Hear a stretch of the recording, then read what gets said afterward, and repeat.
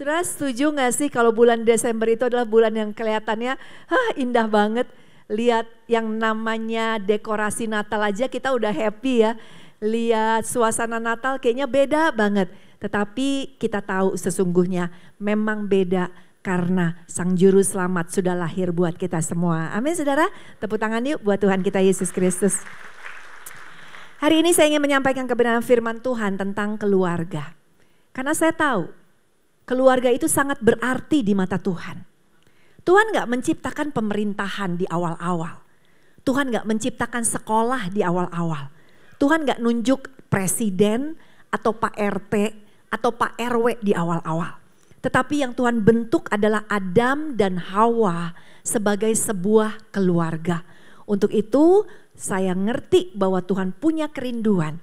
Setiap kita lahir di keluarga, setiap kita punya keluarga, setiap kita menikah dan membina keluarga, maka Tuhan mau supaya setiap keluarga-keluarga kita pun menjadi keluarga yang berhasil menurut standarnya Tuhan. Ada amin saudara? Yang mau beri tepuk tangan dulu dong buat Tuhan Yesus. Home sweet home ya, bagaimana kita bisa membangun keluarga yang berhasil. Home sweet home. Kata-kata yang sangat enak didengar ya. Kita mau pergi kemanapun juga begitu masuk rumah langsung home sweet home. Saya pelayanan gak cuma di Jakarta, pelayanan juga keluar kota ya saudara ya. Begitu balik ke rumah, buka pintu saya akan bilang home sweet home. Dan saya selalu berkata shalom ya kan kepada seisi rumah, kepada rumah saya. Rasanya enak banget. Pernah pelayanan dikasih tempat bintang 5 saudara ya.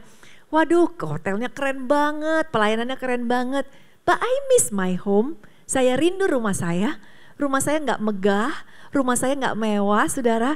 Tetapi bukan soal bangunannya, tetapi soal keluarga yang ada di dalamnya. Itulah yang lebih kita rindukan. Amin saudara. Untuk itu kita akan lihat bagaimana kita bisa membangun keluarga yang berhasil. Amsal 24 ayat 3 sampai dengan yang keempat. Dan saya senang kalau jemaat ikut baca sama-sama. Karena iman timbul dari apa saudara? Pendengaran akan firman Tuhan. Udah terlalu banyak pendengaran kita dibuka untuk dengerin hal-hal yang menjatuhkan iman kita. Berita buruk, berita mengesalkan, perkataan manusia. Tetapi hari ini lewat firman Tuhan iman kita akan bangkit ya. Yuk kita baca 3, 2, 1. Dengan hikmat rumah didirikan, dengan kepandaian itu ditegakkan, dan dengan pengertian kamar-kamar diisi dengan bermacam-macam harta benda yang berharga dan menarik.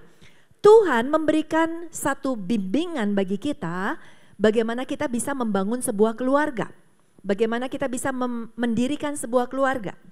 Buat saudara yang masih muda, yang belum menikah, saudara mungkin berkata, aduh saya belum perlu. Saudara perlu, karena satu saat saudara akan menikah. Kecuali saudara berkata, aku gak mau nikah selama-lamanya.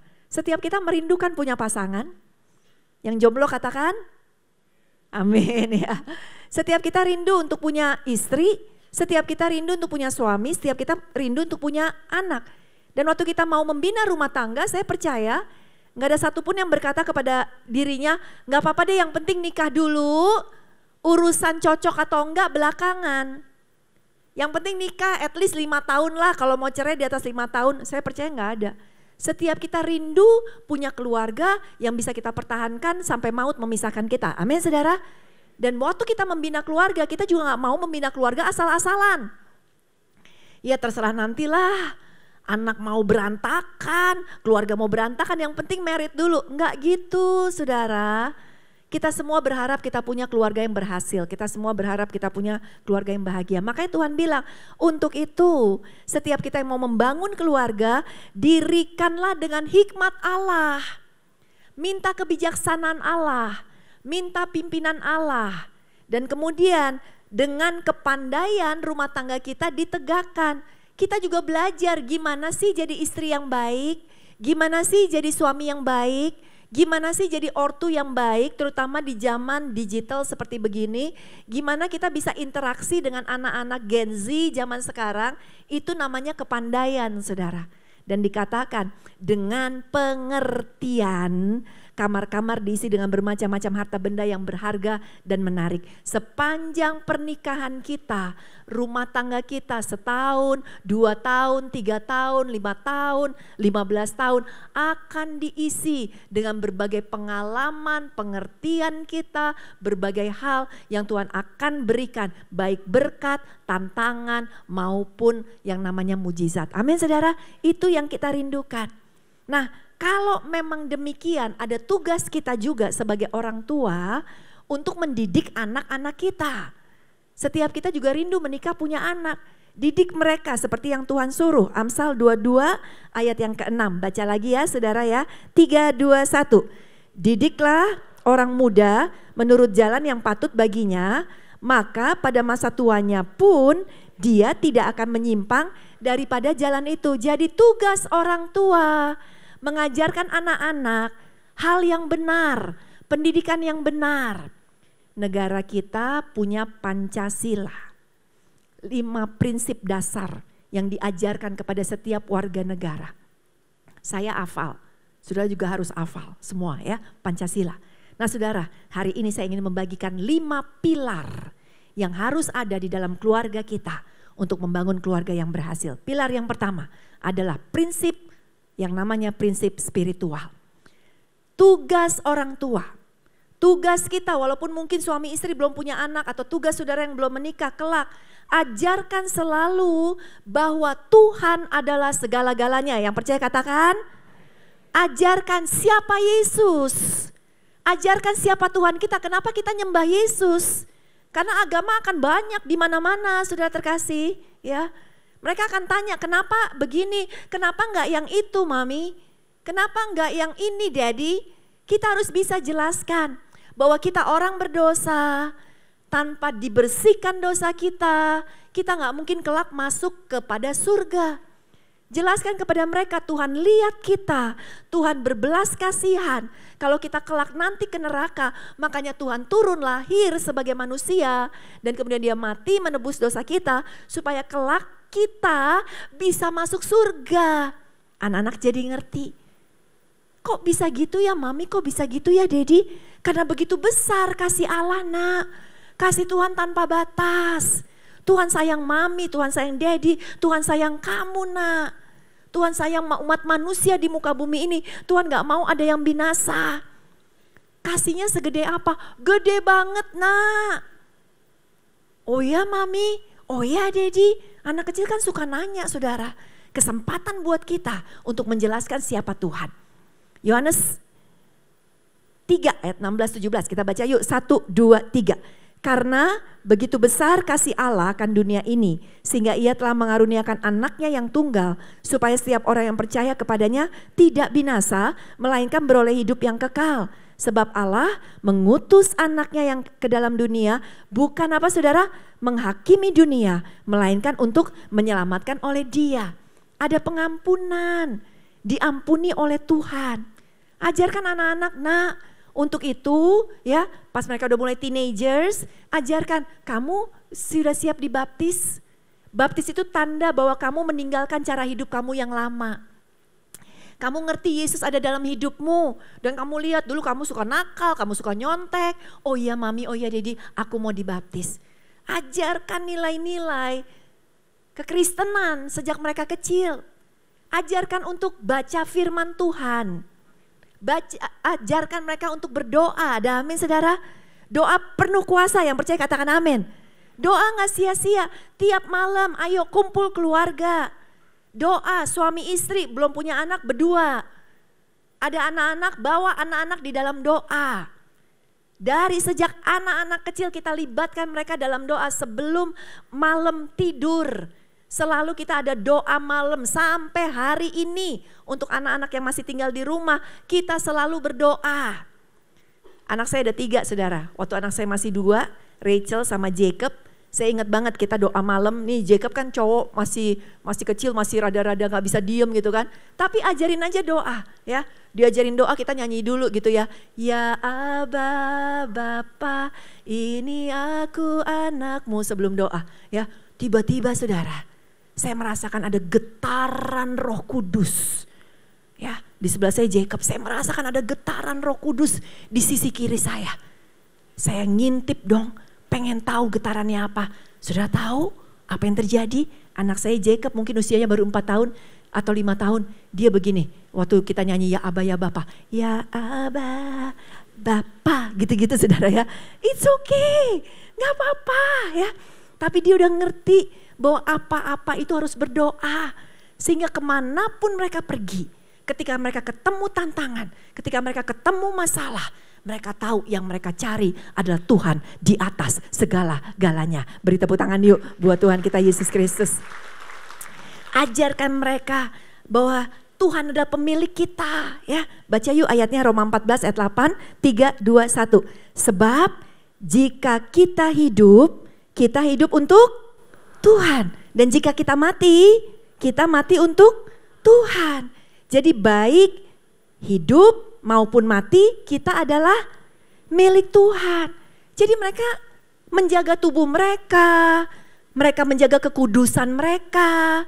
Waktu mereka pacaran ketemu dengan cowok yang biasa nonton video porno, cowok yang porno saudara. Coba untuk ngutak-ngatik anak kita, mereka bilang oh sorry aku milik Tuhan.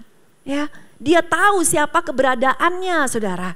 Sehingga mereka gak mau dirusak dengan narkoba, gak mau dirusak dengan hal-hal yang merusak tubuh mereka. Jadi mereka gak akan sembarangan dalam kehidupan. Ajarkan mereka untuk melayani Tuhan. Saudara akan jadi orang tua yang bangga loh. Ngelihat anaknya bisa melayani. Mungkin saudara belum melayani, gak apa-apa anak bisa melayani. Tapi kalau saudara punya kesempatan, saudara juga diberikan kesempatan sama Tuhan untuk melayani. Melayanilah dia. Coba saudara tadi datang ke sini, saudara lihat. Yang ada di depan sini semuanya. Anak-anak muda, booster kita tadi keren banget, tepuk tangan dong untuk boosternya saudara. Udah cantik-cantik, cinta Tuhan, pemuji, pemusik saudara. They are so young. Tapi hidup muda mereka berikan untuk Tuhan. Saya yakin kalau salah satu dari mereka mamahnya atau papahnya juga ikut ibadah, mungkin duduk di tengah-tengah. Mereka lihat anaknya, mereka pasti bersyukur sama Tuhan. Puji Tuhan anakku melayani Tuhan. Atau anakku yang main drum mungkin di sini. Oh orang tua bangga sudah terkasih. Ajarkan mereka melayani Tuhan. Ajarkan supaya kehidupan mereka dari sejak kecil adalah menomorsatukan Tuhan selalu. Amin saudara. Itu prinsip pertama. Prinsip kedua yang harus ada ketika kita membangun keluarga kita yang berhasil. Yaitu prinsip moral. Apa sih moral? Akhlak saudara. Budi pekerti. Bicara tentang mana yang baik yang harus kita lakukan, mana yang tidak baik yang tidak boleh kita lakukan. Ngeri ya zaman sekarang. Sudah baca di setiap berita yang ada. Sekarang orang sudah banyak yang degradasi moral. Sekarang kalau kita lihat anak-anak muda marak dengan bullying. Bullying itu mereka ngerasa mereka keren karena mereka bisa ngebully teman-temannya saudara. Padahal gak ada sopan-sopannya sama sekali.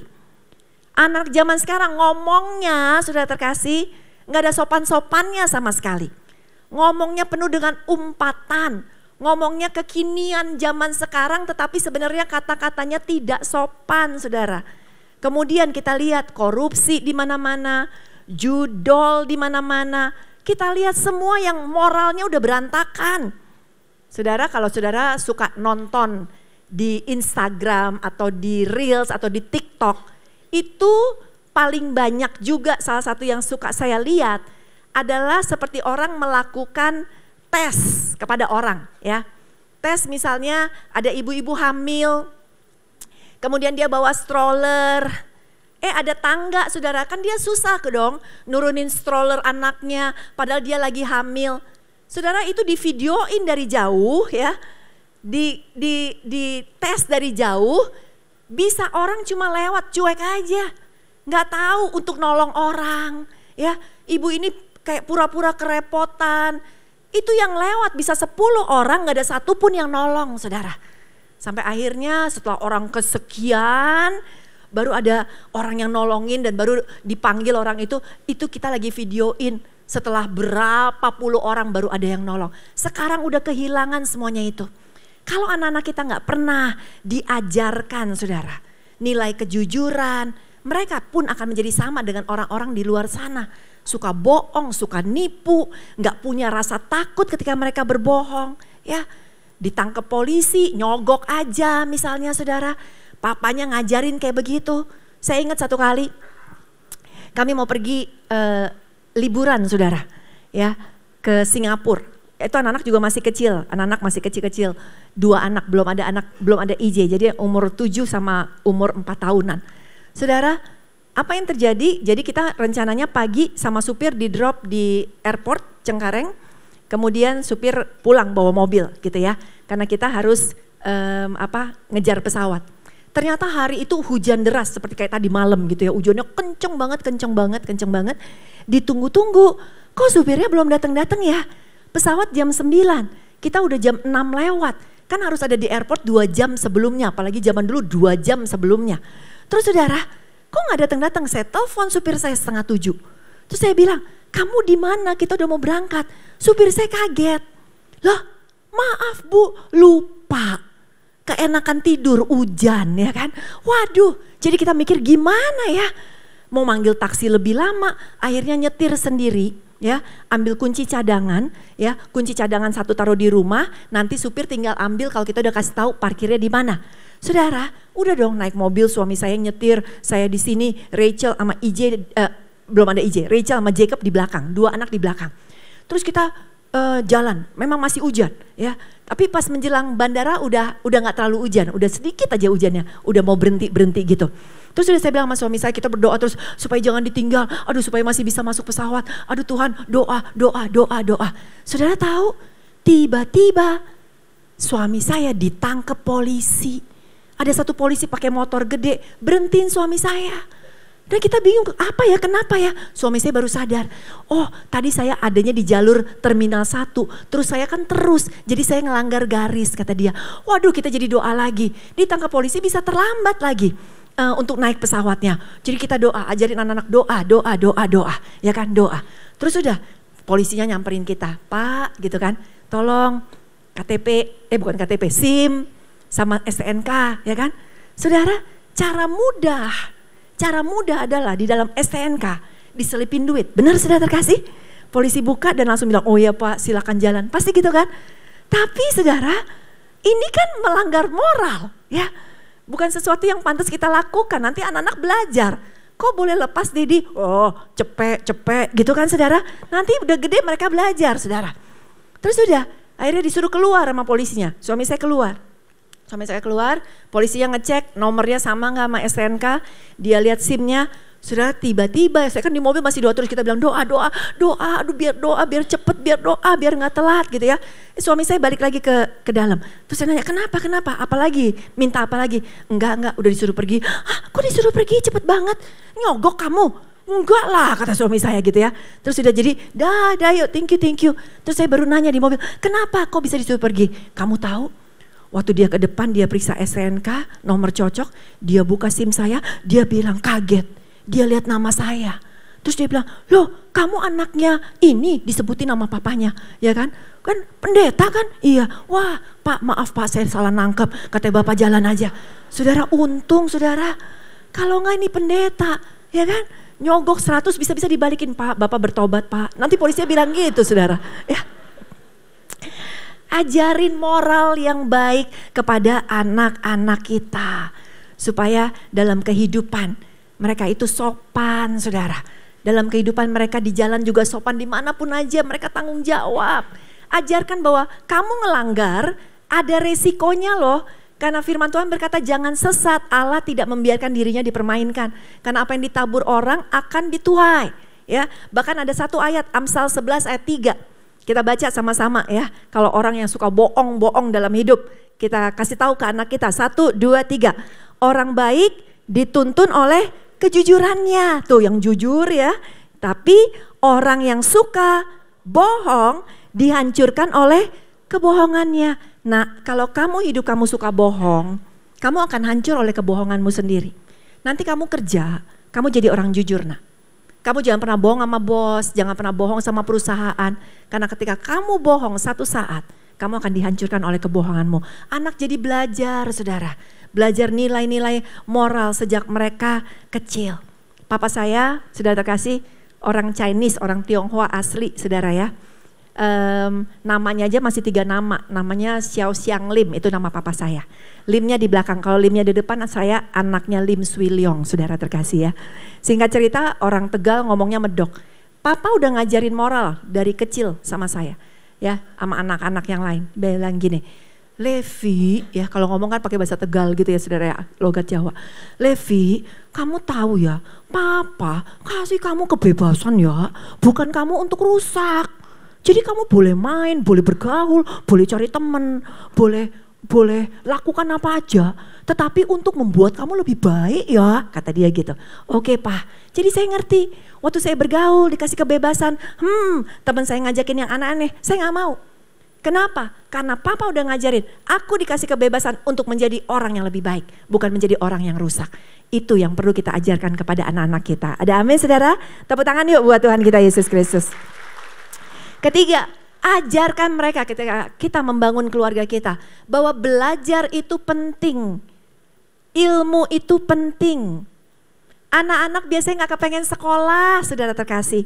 Ajarkan kenapa mereka sekolah ya. Kita lihat Mazmur 119 ayat ke-66. 1, 2, 3. Ajarkanlah kepadaku kebijaksanaan dan pengetahuan yang baik. Sebab aku percaya kepada perintah-perintahmu. Nah, kalau kamu tidak sekolah, kamu gak ngerti apa-apa. Nanti kalau kamu ngumpul sama orang ngobrol kamu bengong. Apaan sih gak ngerti. Kalau kamu nanti udah besar, kamu ditipu sama orang. Kamu gampang dibodohin sama orang. Makanya kamu harus belajar, meraih ilmu supaya suka sekolah, saudara. Anak pertama saya puji Tuhan suka sekolah. Anak kedua saya sedang-sedang aja. Anak ketiga saya dulu waktu kecil gak suka sekolah, saudara. Kok ditanya IJ, pelajaran favorit apa nak? Liburan, kata dia gitu saudara. Itu favoritnya dia, liburan ya. Tapi kalau kita gak pernah ngajarin, kita bilang, oh IJ gak suka sekolah. Gak suka mami, ya udah gak apa-apa lah. It's okay IJ gak usah sekolah ya. Gak usah lulus SD, gak apa-apa ya kan. Kan nanti mama udah punya perusahaan, bisa kita bilang, oh atau enggak Dedi punya perusahaan atau Opa punya perusahaan, nanti IJ langsung aja menjalankan perusahaan. Gak ada saudara, mau jalanin perusahaan gimana kalau gak ada ilmunya. Jadi ajarkan mereka segala sesuatu perlu ilmu, supaya mereka bisa untuk belajar, menyukai pelajaran. Arahkan kepada mereka, tapi biarlah pilihan. Ya saudara, seringkali kita arahkan supaya mereka terbuka. Tapi bukan dipaksakan. Oh harus gini-gini enggak. Biar mereka terbuka. Oh iya ya. Anak saya yang kecil, anak saya 3 tadi saya cerita waktu masih kecil yang namanya Rachel saudara. Dia itu yang paling gak tahu mau cita-citanya apa. Berubah-berubah terus. Waktu masih kecil kami baru pulang liburan naik pesawat. Saya jemput dia sekolah. Kemudian saya nanya sama dia. Rachel kalau udah besar mau jadi apa ya sayang? Karena baru pulang naik pesawat dia bilang gini, aku mau jadi pramugari kata dia gitu. Oh oke nak. Terus baru nyetir dikit dia langsung gini, enggak jadi mami enggak jadi. Jadi apa? Pragawati kata dia gitu. Oh oke. Jadi pramugari atau pragawati? Aku bingung kata dia. Udah mampir ke pasar. Ibu-ibu dong, belanja dulu gado-gado, bakso, beli rujak ya kan, pulang lagi sama Rachel. Ayo Rere, udah selesai belanja, yuk ke mobil lagi pulang. Di mobil saya ingat lagi, Rachel pramugari atau pragawati? Enggak jadi mami, enggak jadi dua-duanya. Loh terus mau jadi apa? Mau jadi tukang rujak? Oh oke ya. Saudara arahkan anak-anak kita ya. Dan puji Tuhan akhirnya Rachel ambil sekolah Alkitab. Anak kedua saya juga sekolah Alkitab, dan anak ketiga saya SMA. Saya tanya, IJ mau jadi apa? Aku juga mau ambil sekolah teologi ya. Saudara, kita kan senang kalau ngelihat anak-anak kita, mereka bisa ngerti jurusan apa yang mereka mau ambil, mereka bisa ngerti betapa sekolah itu penting. Mungkin gak ada uang untuk lanjutkan sekolah yang mahal, tapi ilmu bisa diraih di mana aja. Ajarkan mereka untuk suka baca, untuk suka menambah ilmu dalam hidup mereka. Ada amin saudara? Tepuk tangan yuk buat Tuhan Yesus. Yang ketiga, yang keempat sekarang, yaitu ajarkan di dalam keluarga kita prinsip keuangan. Bukan buat anak aja, buat kita juga. Supaya apa? Supaya uang tidak menguasai kita. Supaya uang tunduk dengan kebenaran firman Tuhan. Kalau enggak saudara, kita semua berlomba-lomba kepengen jadi orang kaya. Tapi caranya tidak bermoral. Akhirnya korupsi, nipu kiri, nipu kanan saudara terkasih. Enggak peduli caranya gimana, yang penting kaya.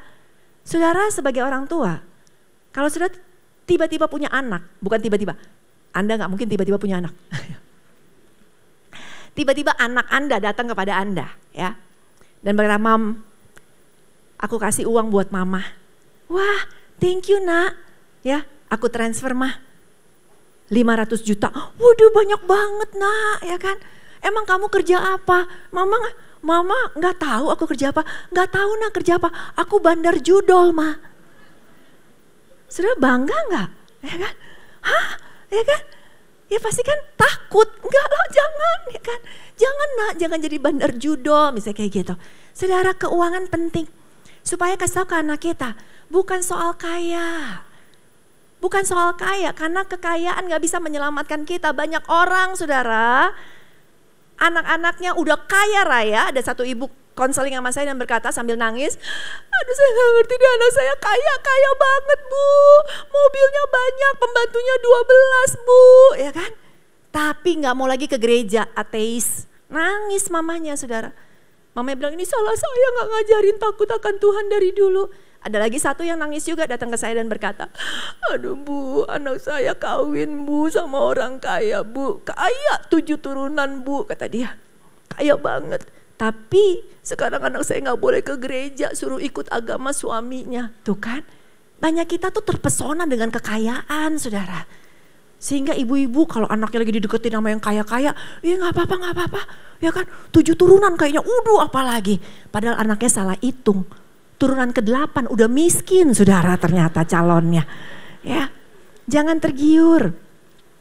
Karena harta gak bisa menyelamatkan. Coba kita baca Amsal 11 ayat ke-4, 1, 2, 3. "Pada hari kemurkaan harta tidak berguna, tetapi kebenaran melepaskan orang dari maut." Tuh kan, mau kaya, punya segala-galanya di muka bumi ini, kalau gak punya Yesus, tidak akan diselamatkan. Ajarkan mereka seperti itu. Jangan mereka juga cinta uang. 1 Timotius 6 ayat ke-10, 1, 2, 3. "Karena akar dari segala kejahatan ialah apa saudara? Cinta uang.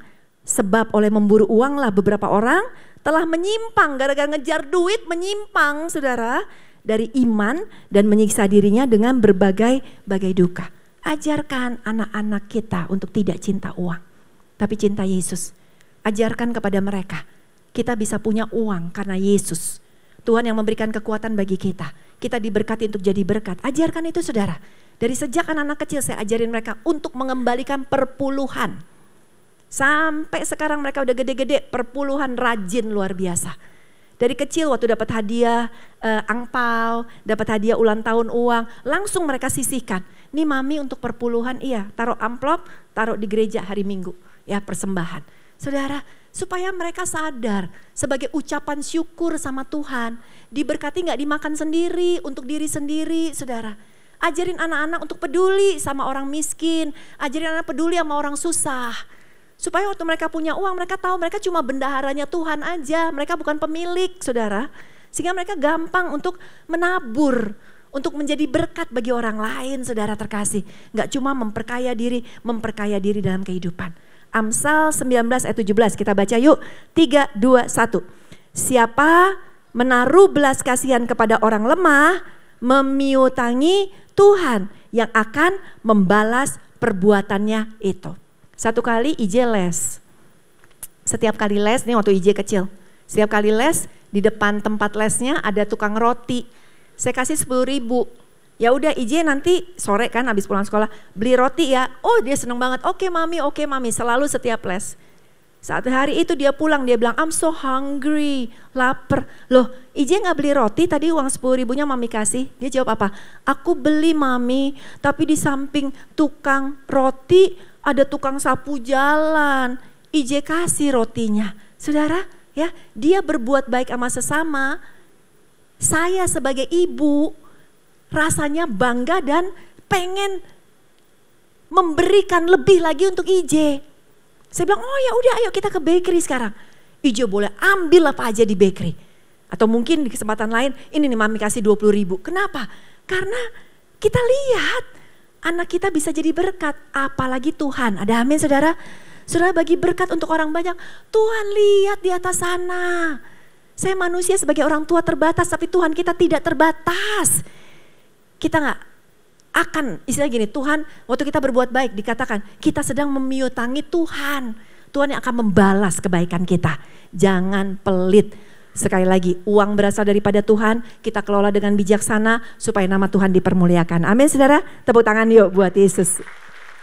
Terakhir, kita bangun keluarga kita. Tadi kita udah belajar supaya di dalam keluarga kita ada prinsip rohani tadi ya, takut akan Tuhan, moral kita ajarin belajar penting, kita ajarin keuangan, dan yang terakhir, ajarkan mereka prinsip otoritas.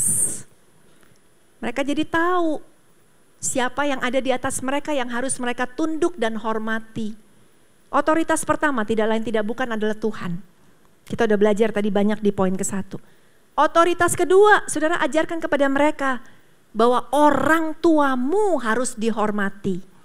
Papa waktu lihat anaknya ngomel-ngomel sama mama, mama udah masakin anaknya, nggak mau, nggak enak mama masakannya. Ajarin, hey mama adalah mamahmu. Mama udah hamil kamu 9 bulan, perjuangan hidup dan mati, mama udah masak, hargai mamahmu.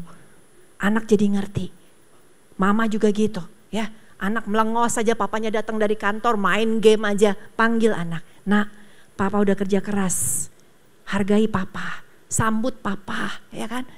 Hormati papa. Waktu dari kecil diajarin mereka akan hormat kepada orang tua mereka sampai besar. Mereka hormat kepada oma, opa mereka, ya, nggak cuek-cuekan seperti banyak anak zaman sekarang. Begitu cuek, gak tahu otoritas, gak tahu hormat sama orang tua. Ngomong ke orang tua bisa nunjuk-nunjuk, ke orang tua bisa marah-marah, bisa ngata-ngatain saudara. Ajarkan mereka. Otoritas berikutnya yang ketiga yang harus mereka ajarkan, yang harus diajarkan kepada mereka apa? Pemimpin spiritual, pastor mereka, gembala mereka. Mereka ada di NDC saudara terkasih. Ajarkan mereka untuk menghormati Pak Yosia. Menghormati setiap pastor-pastor lainnya yang ada. Sehingga saudara, ya kita akan melihat mereka akan menjadi pribadi yang ngerti bahwa ada pemimpin rohani yang mendoakan mereka. Pemimpin rohani yang menjagai mereka. Saya senang ya, waktu saya pergi ke gereja, anak saya pelayanan sekarang Rachel di Singapura di sebuah gereja besar.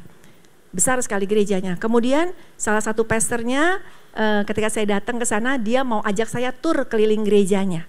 Ya saudara, jadi si pastor sama saya, sama Rachel ya kita keliling dikasih tahu nih ruangan ini. Karena gerejanya besar saudara, ya ibadah belum mulai jadi ada banyak anak muda, banyak jemaat yang masih menunggu untuk masuk ke dalam.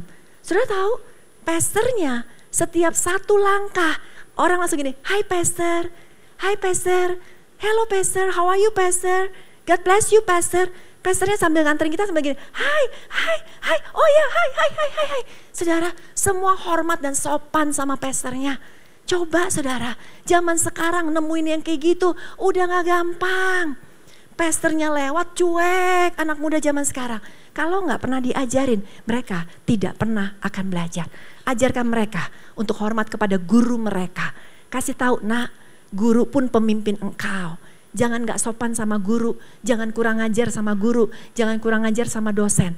Hormati mereka. Saudara, kita bangun 5 pilar ini di dalam keluarga kita. Saya yakin, saya percaya keluarga saudara akan menjadi keluarga yang berhasil. Nama Tuhan dipermuliakan.